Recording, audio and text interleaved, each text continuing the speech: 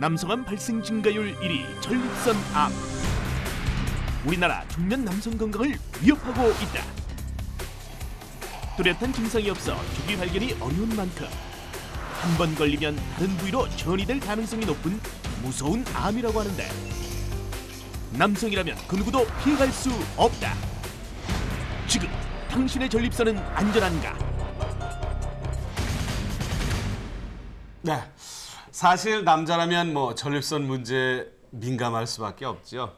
자, 오늘 남성 질환의 대명사로 불리고 있는 전립선 암에 대해서 조금 자세히 한번 알아보도록 하겠습니다. 네, 국민건강보험공단 발표에 따르면 위암, 폐암과 달리 전립선암 환자가 가장 빠르게 증가하고 있다고 합니다. 네, 그만큼 내 남편, 우리 아버지 건강이 전립선암으로부터 위협받고 있다는 생각이 좀 드는데요. 네, 이 시간 남성의 건강과 자존심 저희가 챙겨드리겠습니다. 그래요. 얼굴이 좀 많이 벌거지는데요. 잘 안 보이나요? 아우, 부끄러우세요? 그래서요. 이번 기회에 저희 자존심도 잘 챙겨야겠다는 생각. 남성들의 자존심을 저희들이 살려야겠습니다. 그러기 위해서 오늘 경희대학교 동서신의학병원 비뇨기과의 이영래 교수님을 모셨습니다. 교수님 안녕하세요. 네, 안녕하세요. 네, 반갑습니다. 자, 전립선암, 누구라도 전립선암, 특히 남자들은 이게 자유로울 수는 없는데 말이죠. 이게 이제 이야기 앞에서 얘기했지만 전립선암이 날로 급증을 하고 있다는데 그렇습니다. 이제 문제가 요즘에 심각한데 이거 왜 그런 거죠? 이제 최근 우리나라 보건복지부 통계에 의하면 말이죠. 2003년, 2005년 쭉 조사를 했더니 그 남성들한테 다빈도암 중에 전립선암이 과거엔 그렇지 않은데 5위를 차지했습니다. 사실 이게 올라갈수록 좋은 건 아닌데 말이죠. 그렇죠. 어쨌건 5위입니다. 그런데 이제 미국이나 서구 여러 나라에서는 남성들의 사망의 가장 1위, 남성들의 가장 많은 암이 전립선암입니다. 아마 우리나라도 곧 이제 그렇게 되리라고 보는데요. 또 최근 10년 사이에 전립선암에 의해서 사망률이 한 3배 정도 굉장히 빨리 증가했고요. 또 하나 우리가 더 주목해야 될 것은 여러 가지 5가지 암 중에서 그 발병 속도가 그러니까 진행률이 가장 빠른 게 전립선암이라고 할 수 있겠습니다. 그 원인은 우리가 크게 이제 3가지로 볼 수 있는데요. 가장 첫 번째가 음식입니다. 사람이 살아가는 데 있어서 가장 중요한 환경 중에 하나가 먹는 거죠. 근데 보면 우리 이무성 씨도 마찬가지지만 요즘 아무래도 바쁘게 지내다 보면 인스턴트 식품도 먹게 되고 그렇죠. 고칼로리 동물성 지방 많이 섭취하게 되는데요. 이런 것들이 전립선암을 이제 유발한 하나의 큰 원인일 수 있고요. 또 하나는 전립선암은 나이가 든 사람들한테서 자꾸 생깁니다. 그렇기 때문에 요즘 우리 이제 평균 수명이 자꾸 증가되죠. 그래서 우리나라가 이제 곧 고령화 사회, 고령사회 되는 것처럼 노인 인구가 증가되기 때문에 당연히 전립선암의 빈도도 이제 증가될 수 있고요. 마지막으로 또 한 원인을 찾아보면 요즘 건강 관심 많지 않습니까? 그래서 건강 검진도 받고 다양한 저걸 하시는데 그래서 옛날에 비해서 조기 검진이 높기 때문에 전립선암의 발병률이 굉장히 빠른 속도로 증가된다고 볼 수 있습니다. 네, 교수님, 보통 전립선암 하면은 순한암, 착한암 이렇게 많이 알려져 있거든요. 착한 암이죠. 나름대로. 네. 근데 왜 우리나라에서는 유독 좀 독하다, 좀 심하다 이런 얘기가 있어요. 왜 그런 맞습니다. 건가요? 즉 전립선암 자체가 사실은 빨리 진단되면 우리가 쉽게 비교적 빨리 치료할 수 있는 암 중에 하나인데 이제 우리나라는 이제 과거에 미국이나 서구 여러 나라에서 무슨 수십 년 전부터 암 조기 검진 프로그램이 있었습니다. 그런데 우리나라는 아직 그런 게 없기 때문에 암 조기 발견률이 좀 떨어지기 때문에 아무래도 많이 진행된 암이 발견될 가능성이 높습니다. 그렇기 때문에 미국이나 서구보다는 좀 더 진행된 암이 발견되기 때문에 사망률이 좀 높을 수 있고요. 또 학회에서도 이제 검사를 하고 있는데 보면 진짜 우리나라에서 발견되는 암의 악성도가 미국이나 유럽에는 암보다 조금 높습니다. 그건 지금 저희가 연구를 하고 있는 중입니다. 네, 그렇군요, 교수님. 그러면 이제 이 전립선에 이상이 생기게 되면 분명히 뭔가 어떤 현상이 일어날 텐데 어떤 현상들이 일어나는지요? 우선 제가 이제 여기 앞에 모형을 보면서 말이죠. 전립선이 뭔지 한번 설명을 제가 드리도록 하겠습니다. 보시면 전립선은 여기 이제 방광이 여기 있죠. 방광에서 소변이 이렇게 나가는 걸 우리가 이제 요도라고 하는데요. 요 바로 아래에 있습니다. 크기는 한 20g 정도 되고요. 모양은 꼭 통마늘 모양으로 되어 있습니다. 그래서 이제 전립선에 이상이 생기면 아무래도 당장 소변 지나가는 길에 영향을 미치게 돼서 소변이 불편하거나 자주 보거나 가늘어지거나 하는 그런 증상이 나타나는데 전립선 암은 물론 여기 전립선 부위에 생기지만 전립선의 바깥 부위에 생깁니다. 그래서 초기에 전립선 암이 진행된다고 하더라도 아무 증상도 발생하지 않습니다. 그게 이제 가장 중요한 거. 그래서 우리가 증상에 의해서 전립선 암을 발견하기는 굉장히 어렵습니다. 이미 뭐 여러 가지 전립선은 주로 이제 뼈로 많이 전이가 되는데요. 네. 뼈로 전이가 돼서 요통이 온다거나 아니면 전립선이 여기서 워낙 커져서 뭐 출혈을 유발한다거나 할 때는 우리가 적절하게 치료할 수 있는 시기를 놓치는 거라고 할 수 있겠습니다. 예. 결국 증상 네. 자체가 뭐 요도가 좀 좁아져서 생기는 그런 현상들 이런 것들이 좀 전립선 비대증하고 또 전립선 암하고 많이들 또 혼돈하실 것 그렇죠. 같거든요. 많이 혼동하시죠. 예, 예. 교수님 좀 자세하게 네. 전립선 비대증과 예. 전립선 암과 뭐 어떤 차이가 있는지 좀 알려주세요. 우선 그 일반인들이 왜 전립선 비대증, 암을 자꾸 이제 같이 생각하냐면 두 가지 공통점이 있습니다. 하나는 두 질환 다 나이가 들면 생깁니다. 나이가 들면 전립선 비대증, 우리 나이 들면 왜 흰머리도 나고 근력도 떨어지고 머리도 벗겨지는 거와 마찬가지로 전립선이 천천히 커집니다. 그래서 거기에 따르는 증상이 나타나는 거고요. 물론 전립선 암도 나이가 들수록 빈도가 올라가는 그런 공통점은 있지만 네. 명백하게 따지면 전혀 별개의 질환입니다. 전립선 비대증 같은 경우는 아까 앞서도 그림을 보고 설명을 드렸지만 전립선이 천천히 커지게 되니까 소변 나가는 길을 자꾸 압박을 하기 때문에 소변이 가늘어지고 또 자다가도 여러 번 소변을 보게 되고 그렇습니다. 어디 가다가 네. 급하면 뭐 화장실 급하게 가야 되고 그렇습니다. 네. 말 그대로 맞습니다. 정말 우리가 삶의 질을 굉장히 떨어뜨리는 질환이고요. 아, 그렇더라고요, 그게. 네. 전립선 암은 그런데 이제 그 증상이 전혀 없죠. 네. 이미 전립선 암 때문에 증상이 나타날 때는 상당히 됐고 우리가 치료에 굉장히 부적절한 시기에 발견되는 경우가 많기 때문에 극명의 다른 질환이라고 할 수 있는데 또 하나 이제 일반인들이 가장 많이 걱정하시는 거는 네. 야 내가 이 전립선 비대증을 그냥 방치하게 되면 암으로 가는 거 아닌가 이렇게 걱정들 하시는데 네. 비대증하고 암은 명백하게 이제 다른 질환이고 혹시 비대증을 이제 방치한다 하시더라도 암으로 가는 일은 없습니다. 그렇지만 아하, 네. 비대증을 방치하게 되면 생활이 굉장히 불편하겠죠. 네. 그래서 뭐 둘 다 빨리 치료하는 게 중요하다고 할 수 있겠습니다. 그렇군요. 그래요. 그 저희 친구 한 친구는 이제 골프를 치러 이렇게 한두 시간만이라도 이렇게 차를 타고 가다 보면 네. 아주 불편함을 호소하고 네, 그런 경우를 제가 볼 수 있어서 아주 안타까운 현상이었는데 어쨌든 비뇨 그 장애가 나타나면 나이가 먹어서 그러려니 하면서 이제 단순한 노화 현상으로 생각을 하고 치료를 보통 미루기 일쑤인데 그러다 보면 병이 이제 점점 다른 병과 마찬가지로 커지게 되죠. 이를 예방하기 위해서는 이제 그 무엇보다도 특히 이거는 말이죠. 조기 검진이 더더욱 중요하다고 하는데 자, 전립선암 어떻게 검사를 하는지 저희들이 준비해봤습니다. 함께 화면 보시죠. 남성이라면 누구도 피할 수 없는 전립선 암. 환자 평균 연령 65세로 나이가 들수록 전립선 암의 위험성이 높아지는데 전립선 암의 발생 원인에 대해서는 뭐 시기라든지 유전적인 요인 또 환경적인 요인 등 여러 가지가 아직 추정은 되고 있지만 확실치는 않습니다. 다만 나이가 듦에 따라서 그 호르몬의 영향, 호르몬의 변화에 따라서 발생 빈도가 증가하는 것으로 알려져 있고 평균 나이도 60대 후반에서 70대 정도고 저희 병원의 통계에도 수술받은 환자의 평균 연령이 한 65세 정도로 되어 있습니다.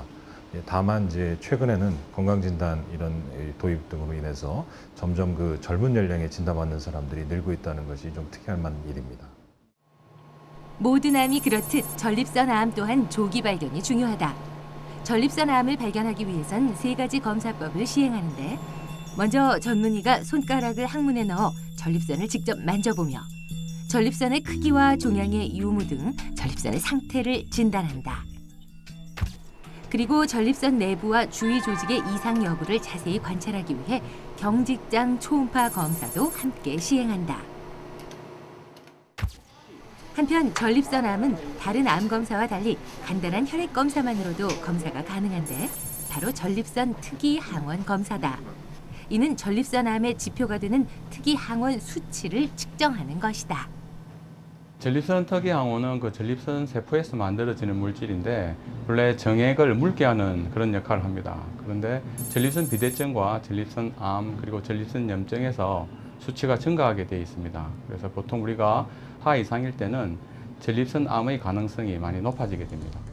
따라서 전립선 특이 항원의 정상 수치는 4 이하이지만 최근 들어 3 이상이면 전립선 암 위험군으로 분류하고 조직 검사를 통해 암세포의 성장 속도와 다른 장기로의 전이 여부 등을 예측해 전립선 암세포의 악성도를 진단하게 된다.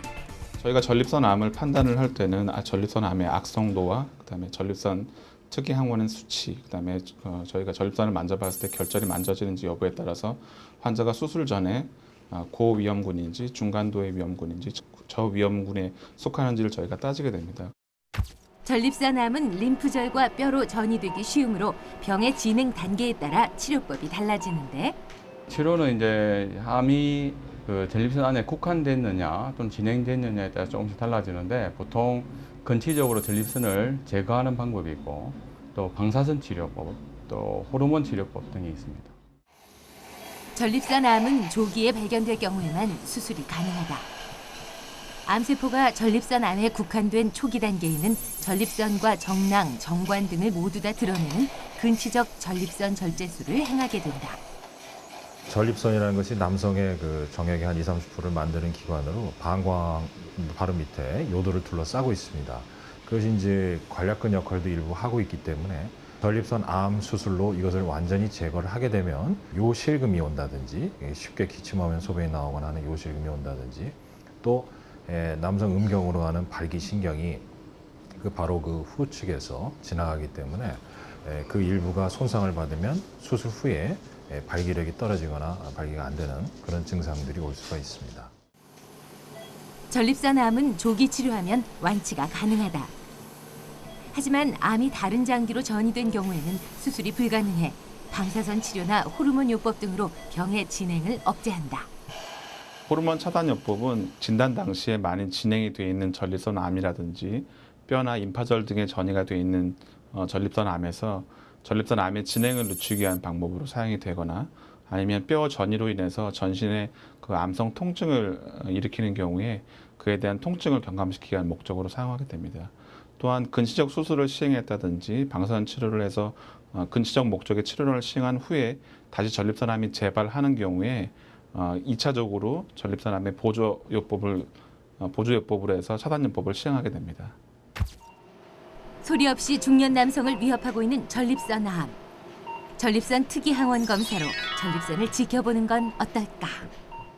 네, 검사가 까다로울 줄 알았는데 뭐 지금 보니까 간단한 혈액 검사만으로도 네, 확실하게 전립선 암 진단이 가능하다고 하니까 뭐 괜히 지레 겁먹을 필요가 없을 것 같습니다. 네, 임수홍 씨도 좀 겁먹지 마시고요. 네, 마음 편안하게 검사 한번 꼭 받아보시기 바랍니다. 그렇습니다. 오늘따라 예. 이렇게 오복이 절인지 이렇게 다리가 붙어 있네요. 네. 네, 사실 그 어떤 보약도 전립선 검진만은 못한다고 하니까 50세 이상이라면 비뇨기과를 꼭 찾아가서 검사를 받아보는 것이 좋을 것 같습니다. 그래요. 교수님, 자, 이 전립선암 치료 시 많은 남성들이 이제 걱정하는 부분들이 있는데 이제 발기부전이 이게 동반되지 않냐라는 걱정을 하게 됩니다. 치료를 받으면 정말 발기부전이 이게 뭐 함께 동반되는지요? 사실 이제 발기부전 남성들이면 많이 걱정하는 질환이죠. 사실 웬만큼 아픈 것보다 발기부전이 더 치명적인 남성들이 많거든요. 그렇습니다. 정신적으로 참 그렇습니다. 이게 네. 과거에는 말이죠. 우리가 이제 발기란 것은 여러 가지 혈관이라든지 또 신경이라든지 그 총체적인 거에 의해서 일어나는 건데 네. 발기를 시키는 가장 중요한 혈관과 신경이 전립선 바로 옆으로 지나가게 됩니다. 그래서 과거에는 수술할 때 불효불급하게 이쪽에 손상을 주기 때문에 수술 후에 발기부전이 오는 경우가 굉장히 많았습니다. 그런데 요즘은 뭐 잘 아시겠지만은 수술 수기가 굉장히 발달돼 있고요. 특히 복강경이라는 수술을 통해서 수술을 하기 때문에 우리가 확대된 화면을 통해서 수술을 하기 때문에 전립선 옆으로 지나가는 혈관이라든지 신경을 최대한도로 손상을 주지 않고 수술하는 수술 기법이 많이 개발이 됐기 때문에 수술 후에 발기부전이 오는 경우는 아주 현저하게 감소했고요. 또 서로 불효불급하게 발기부전이 온다고 하더라도 요즘 약이 많이 발달됐지 않습니까? 그래서 발기유발제 같은 약들을 꾸준하게 투여함을 해갖고 발기부전을 해결할 수 있습니다. 그렇기 때문에 나 발기부전이 무서워서나 검사 못 받겠다, 치료 못 받겠다 하는 그런 기운은 안 가지셔도 좋을 것 같습니다. 네, 뭐 비슷한 질문이긴 하지만 전립선 암 자체를 수술하기 위해서 전립선을 제거를 한 분들이 사실 성생활이 불가능하다고 생각하는 분들 많거든요. 예, 그렇습니다. 이제 저희가 걱정은 특별히 안 해도 되겠네요. 그렇습니다. 그게 바로 뭐 잘못 알려진 상식이죠. 발기부전이 없으니까 성생활에 문제가 없는데 다만 이제 그 전립선을 통해서 사정액이 지나가는 사정관이라는 게 있는데 그게 없어집니다. 다시 말해서 이제 정액이 나갈 수 있는 통로가 없어지는데 이게 뭐 부부 잠자리나 발기에는 아무 문제가 없고요. 단지 임신을 목적으로 하는 경우에는 문제가 될 텐데 대부분 이제 전립선암 환자들이 60대, 70대거든요. 그런 분들이 뭐 굳이 늦둥이 볼 일 없으면 크게 걱정 안 하셔도 됩니다. 이게 그 또 뭐 이제 낭설일 수 있습니다만 이 정관 수술을 하게 되면 그 전립선 암에 네. 걸릴 수 있는 확률이 또 높다라는 생각을 가지고 계신 분들이 굉장히 많으신데 이거 뭐 낭설인가요? 아니면 어떻게? 과거에 그런 그 조사가 사실 있었습니다. 있었는데 결론부터 말씀드리면 정관 수술하고 전립선 암하고는 전혀 무관합니다. 그렇군요. 걱정 안 하셔도 됩니다. 예. 그렇군요. 그 요쯤 되면 말이죠. 이 그 전립선암에 더 잘 걸리는 사람들이 분명히 있을 거란 말입니다. 그러니까 예, 그렇죠. 아까도 해주셨지만 뭐 나이가 들면 더 발병률이 조금씩 예, 높다고 예, 그러는데 가족력이 있는 분들에게는 아무래도 더 그 확률이 높지 않을까라는 생각을 하거든요. 예, 전립선암이 그 가족력, 그러니까 유전적인 요인이 있는 암 중에 하나인데요. 예를 들어서 우리 이무성 씨 같은 경우 혹시 네. 아버님이 전립선암을 걸리셨다, 아니면 형제 중에 전립선암이 있다 그러면 남들보다 위험도가 2배 증가합니다. 또 형제 중에 60세 이전에 전립선암이 걸렸다 그러면 위험도가 3배 증가되고요. 네. 그다음 아버님도 전립선암이 생기셨고 형제 중에서도 전립선암이 있다 그러면 위험도가 4배로 증가되기 때문에 그런 분들은 식이라든지 또 예방이라든지 조기 검진 훨씬 더 신경을 많이 쓰셔야겠죠. 그렇군요. 결국 뭐 전립선암을 예방하기 위해서는 조기 검진을 해야 될 텐데. 저희 아버님이 전립선암 치료를 받으셨었거든요. 네. 그러시군요. 예. 그래서 괜히 좀 불안한 마음이 또 네. 있습니다. 그렇다면 교수님 이문성 씨 같은 그런 유전적인 그런 예. 경향이 있는 그런 분들은 도대체 언제부터 검사를 하기 시작을 해야 되는 건지? 보통은 우리가 이제 50세 이상이 되면 전립선암 조기 검진을 저희가 권유하는데 이렇게 가족력이 있으신 분들은 40대부터 전립선암 조기 검진 더 일찍. 하는 게 좋습니다. 예. 사실 뭐 이렇게 힘든 게 아니니까요. 네, 아직 시작 안 해도 되겠군요. 40대부터면. 어쨌든 뭐 전립선암 검사도 중요하지만 말이죠. 제가 지금 알려드릴 이것을 먹으면 전립선을 건강하게 만들 수 있다고 합니다. 자, 이게 뭘까요? 의사의 얼굴까지 정말 퍼렇게 질리게 만드는 이것의 정체 지금부터 한번 확인해 보시죠. 이것이 익을수록 의사의 얼굴이 파래진다? 과연 이것은? 타임즈가 선정한 몸에 좋은 건강식품 토마토. 그 영양 성분을 살펴보면 수분이 95%로 대부분을 차지하고 있고 당질, 단백질, 칼슘, 비타민 등이 풍부하게 들어있는데 영양이면 영양, 맛이면 맛. 그 어느 것 하나 빠지지 않는 토마토. 방울토마토에 이어 흑토마토까지 1년 365일 사람들의 사랑을 한 몸에 받고 있다. 흑색 도마토도 일반 도마토 일종입니다. 그게 뭐냐면 과색이 검다 하니까 흑색 도마토 이렇게 불렀지. 실제로는 뭐 별도로 따로 이제 도마토를 분류하지는 않습니다. 색깔이 달라도 토마토는 토마토. 그 안에 들어있는 라이코펜이 전립선암 예방과 치료에 특별한 효능이 있는 것으로 밝혀졌는데 전립선 암이라든지 이러한 그 체내에서 일어나는 대부분의 암 세포들은 활성산소, 즉 산화 스트레스가 가중하기 때문에 그것이 세포를 파괴시키고 또 DNA 같은 유전자 변형을 시키기 때문에 이 그 정상적인 유전 그 물질이 비정상적으로 바뀌기 때문에 암 세포화 되는 거거든요. 그렇기 때문에 이 항산화 효능이 뛰어난 라이코펜이 풍부하게 들어있는 식품인 토마토, 전립선암 예방에 도움이 됩니다. 토마토가 붉으면 붉을수록 많이 함유되어 있는 라이코펜. 수박, 자몽, 구아바, 살구 등에도 들어있는데 라이코펜이란 무엇일까? 라이코펜이라는 것이 전체적인 뭐 채소에서 색깔을 나타내는 카로티노이드 성분의 일종입니다. 그게 뭐 베타 카로틴도 있고 그 다음에 라이코펜도 있는데 붉은색 색소를 나타내는 성분이죠. 그렇다면 라이코펜 함량을 높이려면 토마토 어떻게 먹는 것이 좋을까? 라이코펜은 열에 강한 특징이 있고요. 또 기름에 용해되기 쉽습니다. 그렇기 때문에 라이코펜이 풍부한 토마토는 날로 드시는 것보다는 기름에 살짝 볶아서 익혀서 드셔야 체내 효율을 더 높일 수 있습니다. 전립선 건강을 위해 토마토 생으로 먹지 말고 익혀서 제대로 먹자. 네, 보기도 좋고 맛도 좋은 토마토. 아니, 이 토마토가요, 오래전부터 비만, 고혈압, 당뇨병 등의 식이요법에 이용되고 있었는데요. 전립선에도 도움이 된다고 하니까 이문성 씨, 네. 선물입니다. 토마토 많이 드세요. 고맙습니다. 네. 고맙습니다. 네. 자, 사실 저희 프로그램 이름이 토마토가 바로 그래서 토마토입니다. 네. 이 토마토처럼 정말 싱싱하고 붉고 건강한 그런 프로를 만들어 보자는 그런 취지에서인데 이 토마토가 답이었군요. 네, 토마토 저 굉장히 잘 먹습니다. 네. 자주 먹고요. 네. 맛있게 먹는 편이고요. 자, 뭐 이렇게 또 저를 생각해서 네. 네, 이렇게 준비해 주시니까 감사하네요. 아, 지금 뭐 저희 오늘 또 코디네이터가 옷도 사실 네. 이 프로그램 오늘 이 전립선 때문에 이런 붉은 옷을 또 저희 준비해 주셔서 다시 네. 한번 감사를 드리겠고요. 지금처럼 저를 계속 챙겨 주시기 바랍니다. 네.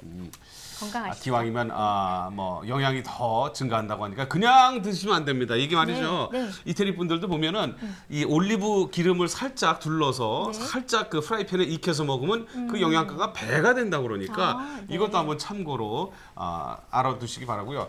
교수님, 근데 뭐 토마토 외에도 이제 전립선에 도움이 되는 음식이 또 있을 거라고 생각을 하는데 어떤 것들이 있는지요? 좀 몇 개 짚어주시죠. 예, 네. 우선은 아까 말씀드린 대로 과다하게 동물 지방이나 이런 거 좀 피하는 게 좋으실 것 같고요. 네. 그다음 우리 이제 뭐 강낭콩, 완두콩 같은 콩 종류 있죠. 네. 그런 콩, 그다음 우리 이제 건포도 같은 말린 과일 같은 거, 그다음 또 녹차 같은 것들이 전립선 암 예방에 좀 도움이 된다고 지금까지 연구되고 있습니다. 녹차. 예. 이제 커피 줄이고 또 녹차를 또 많이 마셔야 되겠네요. 네. 네, 음식도 중요하겠지만 아무래도 또 운동요법이 예. 전립선 암을 예방하는 데 좋을 것 같거든요. 우선 뭐 전립선 질환은 보면 비만하고 전립선 질환하고 상당히 큰 연관이 있습니다. 제가 앞서도 말씀드렸지만은 그 동물성 지방 뭐 이런 것들이 전립선암하고 큰 연관이 있지 않습니까? 그러니까 그런 식의 시기를 좀 조절하고요. 그리고 규칙적인 운동을 통해서 자기 체중을 유지하는 게 전립선에 큰 도움이 된다고 볼 수 있겠습니다. 그렇군요. 또 하나 제가 이제 개인적으로 좀 궁금한 게 있어서 예. 여쭤보고 싶은데 요즘에 제가 이제 운동 삼아서 자전거를 참 많이 타거든요. 예, 그래서 많이 자전거로 타시죠. 예. 출퇴근을 하고 그러는데 많은 분들이 자전거는 이 그 전립선 쪽을 이렇게 압박을 주기 예. 때문에 전립선염에 걸릴 확률도 높고 안 좋다는 말씀을 저에게 예. 몇 번 하셨는데 이게 사실인지요? 그 아무래도 이제 자전거 안장에 전립선이 직접 이렇게 이제 눌리기 때문에 맞다고. 그 압력을 받는 건 사실이지만 네. 일반적인 경우는 큰 문제가 없습니다. 그런데 이제 전립선에 염증이 있거나 네. 전립선에 이상이 있는 분들은 아무래도 너무 오래 타거나 과도하게 타는 건 좀 자제하는 게 좋겠죠. 네, 네, 그렇군요. 네, 마지막으로 남성 건강을 위협하는 전립선 암으로부터 저희가 자유로워야 될 텐데요. 네. 비법 좀 알려주세요. 뭐 사실 미래를 준비하는 사람이 인생을 성공하고 있는 거하고 마찬가지로 질환에 대해서도 미리 검진하고 미리 준비한 사람이 건강하게 오래 살 수 있습니다. 앞서서 누누이 설명드렸지만 전립선암은 다른 암에 비해서 조기 발견을 했을 때 완치율이 굉장히 높은 암이기 때문에 미리미리 조기 그 검진을 하셔서 우리 아버지, 우리 형제들을 전립선암으로부터 보호받을 수 있고요. 또 하나 요즘 주변에 인터넷을 통해서 그 정확하지 않은 여러 가지 의학 정보들이 너무 난무하는데요. 네. 아무래도 자기 몸이 불편하면 가까운 병원을 찾아가셔서 의사 선생님하고 상담하는 게 가장 좋겠죠. 그렇군요. 예. 네, 그렇군요. 바보 같은 질문 하나 해도 될까요? 예. 여성분들은 전립선이 없나요? 예, 여성분들은 전립선이 없습니다. 좋겠다. 그럼요. 네. 그래요. 행운입니다, 아주. 좋겠다. 어쨌든 말이죠. 오늘 경희대학교 동서신의학병원 비뇨기과 이형리 교수님 오늘 말씀 감사드리고요. 다음 기회에 또 한 번 모시겠습니다. 고맙습니다. 예, 감사합니다. 자, 전립선암 발병률과 사망률이 급증을 하고 있다고 합니다. 이름에도 불구하고 말이죠. 중년 남성의 80% 정도가 전립선암에 대해서 또 그 검진에 대해서 잘 모른다고 하지요. 참 안타까운 일입니다. 네, 그래서 비뇨기과 학회에서는 네. 전립선 암에 대한 조기 검진의 중요성을 알리기 위해서 위암, 간암, 대장암, 유방암, 자궁경부암 등의 국가 암 조기 검진 사업에 전립선 암 자체를 추가하려고 추진 중이라고 합니다. 이제 추가해 주셔야 됩니다. 꼭 네. 추가해 주시기 바랍니다. 네. 관계자 여러분들. 네. 그래요. 다른 암과 달리 말이죠. 전립선암의 경우 조기 발견을 하면 생존율이 80% 이상이라고 하니까 조기 검진이 정말 그만큼 중요한 것이 아닌가 싶습니다. 특히 이제 또 국가암 조기 검진 사업으로 채택이 된다 그러면 우리 남성들이 얼마나 더 편하게 전립선암에 대해서 검진 받을 수 있지 않을까라는 기대를 해봅니다. 하루빨리 그런 날이 왔으면 좋겠고요. 자, 오늘 준비한 내용은 여기까지고요. 여러분 건강한 한 주 보내시기 바랍니다. 고맙습니다.